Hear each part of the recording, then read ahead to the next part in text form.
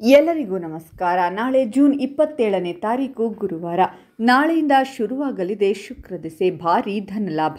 7 ರಾಶಿಯವರಿಗೆ ಸಂಪತ್ತು ಹುಡುಕಿಕೊಂಡು ಬರುತ್ತೆ. ಹಾಗಾದರೆ ಅಂತಹ ಅದೃಷ್ಟವಂತ ರಾಶಿಗಳು ಯಾವುವು ಅಂತ ನೋಡೋಣ ಬನ್ನಿ. ಅದಕ್ಕೂ ಮುನ್ನ ನೀವು ಗುರು ರಾಘವೇಂದ್ರ ಸ್ವಾಮಿಯ ಭಕ್ತರಾಗಿದ್ದರೆ ಈ ವಿಡಿಯೋಗೆ ಲೈಕ್ ಮಾಡಿ. ಹಾಗೆ ನೀವಿನ್ನೂ ನಮ್ಮ ಜ್ಯೋತಿಷ್ಯ ದರ್ಶನ ಚಾನಲ್ಗೆ ಸಬ್ಸ್ಕ್ರೈಬ್ ಆಗಿಲ್ಲ ಅಂದರೆ ಈಗಲೇ ಸಬ್ಸ್ಕ್ರೈಬ್ ಮಾಡಿ. ಹಾಗೆ ಪಕ್ಕದಲ್ಲಿ ಬರೋ ಬೆಲ್ ಐಕಾನನ್ನು ಕ್ಲಿಕ್ ಮಾಡಿ.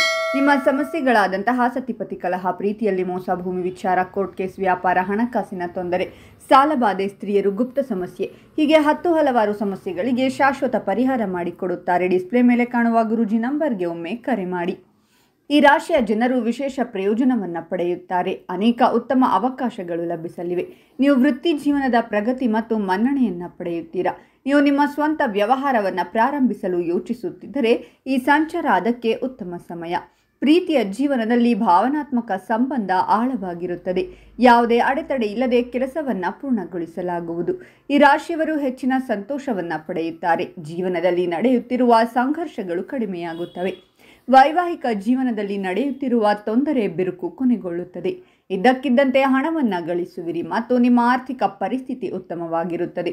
ಈ ಸಮಯದಲ್ಲಿ ಅನೇಕ ಸಕಾರಾತ್ಮಕ ಬದಲಾವಣೆಗಳು ಕಂಡುಬರುತ್ತವೆ.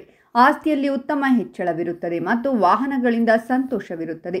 ನೀವು ಷೇರುಗಳಲ್ಲಿ ಹೂಡಿಕೆ ಮಾಡಲು ಯೋಚಿಸುತ್ತಿದ್ದರೆ ಈ ಸಮಯದಲ್ಲಿ ಮಾಡಿದ ಹೂಡಿಕೆಯು ಭವಿಷ್ಯದಲ್ಲಿ ಪ್ರಯೋಜನಗಳನ್ನು ನೀಡುತ್ತದೆ. ನಿಮ್ಮ ಆದಾಯ ಹೆಚ್ಚಾಗುತ್ತದೆ. ಇದು ಆರ್ಥಿಕ ಪರಿಸ್ಥಿತಿಯನ್ನು ಮೊದಲಿಗಿಂತ ಉತ್ತಮಗೊಳಿಸುತ್ತದೆ. ಕುಟುಂಬ ಸದಸ್ಯರೊಂದಿಗೆ ಉತ್ತಮ ಸಂಬಂಧಗಳು ರೂಪುಗೊಳ್ಳುತ್ತವೆ. ಜೀವನದಲ್ಲಿ ಕೆಲಸದ ಹೊರೆ ಕಡಿಮೆಯಾಗುತ್ತದೆ. ನೀವು ಧಾರ್ಮಿಕ ಚಟುವಟಿಕೆಗಳಲ್ಲಿ ಆಸಕ್ತಿ ಹೊಂದುವಿರಿ. ನೀವು ಕುಟುಂಬದೊಂದಿಗೆ ಧಾರ್ಮಿಕ ಪ್ರವಾಸಕ್ಕೆ ಹೋಗಬಹುದು. ದೈಹಿಕ ಸೌಕರ್ಯಗಳು ಹೆಚ್ಚಾಗುತ್ತವೆ. ಅದೇ ಸಮಯದಲ್ಲಿ ನೀವು ನಿಮ್ಮ ಸ್ವಂತ ವ್ಯವಹಾರವನ್ನು ಮಾಡುತ್ತಿದ್ದರೆ ಬೆಳವಣಿಗೆಯ ಸಾಧ್ಯತೆ ಇದೆ. ಈ ಸಮಯದಲ್ಲಿ ಚಿಂತನಶೀಲ ಕ್ರಮಗಳನ್ನು ತೆಗೆದುಕೊಳ್ಳುವುದು ಒಳ್ಳೆಯದು.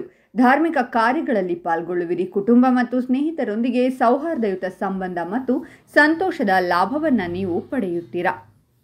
ಹೂಡಿಕೆ ಲಾಭದಾಯಕವಾಗಿರುತ್ತದೆ ಮತ್ತು ಆರ್ಥಿಕ ಪರಿಸ್ಥಿತಿ ಬಲಗೊಳ್ಳುತ್ತದೆ. ವ್ಯಾಪಾರದಲ್ಲಿಯೂ ಹೆಚ್ಚಿನ ಲಾಭವನ್ನು ಪಡೆಯುವ ಸಾಧ್ಯತೆಗಳಿವೆ.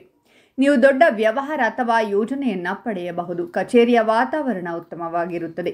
ಇದರಿಂದಾಗಿ ನೀವು ನಿಮ್ಮ ಗುರಿಗಳನ್ನು ಸುಲಭವಾಗಿ ಸಾಧಿಸುವಿರಿ. ಹಣಕಾಸಿನ ಪರಿಸ್ಥಿತಿಯ ಬಗ್ಗೆ ಹೇಳುವುದಾದರೆ ಈ ಅವಧಿಯಲ್ಲಿ ಹೂಡಿಕೆ ಮಾಡುವುದು ಲಾಭದಾಯಕವೆಂದು ಸಾಬೀತುಪಡಿಸಬಹುದು. ವ್ಯಾಪಾರ ಮಾಡುವ ಜನರು ಸಂತೋಷ ಮತ್ತು ಸಮೃದ್ಧಿಯನ್ನು ಪಡೆಯುತ್ತಾರೆ. ಉತ್ತಮ ಆರೋಗ್ಯದ ಭರವಸೆಯೂ ಇದೆ. ಹಾಗಾದರೆ ಇಷ್ಟೆಲ್ಲ ಅದೃಷ್ಟ ಫಲಗಳನ್ನು ಪಡೆಯುತ್ತಿರುವ ರಾಶಿಗಳು ಯಾವುವೆಂದರೆ ಕಟಕ ರಾಶಿ, ಸಿಂಹರಾಶಿ, ತುಲಾರಾಶಿ, ವೃಶ್ಚಿಕ ರಾಶಿ, ಧನಸ್ಸು ರಾಶಿ, ಮೀನರಾಶಿ ಮತ್ತು ಕುಂಭರಾಶಿ. ಇವುಗಳಲ್ಲಿ ನಿಮ್ಮ ರಾಶಿ ಇದ್ದರೂ ಇಲ್ಲದಿದ್ದರೂ ಓಂ ಗುರು ರಾಘವೇಂದ್ರಾಯ ನಮಃ ಅಂತ ಕಾಮೆಂಟ್ ಮಾಡಿ. ಈ ವಿಡಿಯೋವನ್ನು ಲೈಕ್ ಮಾಡಿ ಮತ್ತು ಎಲ್ಲರಿಗೂ ಶೇರ್ ಮಾಡಿ.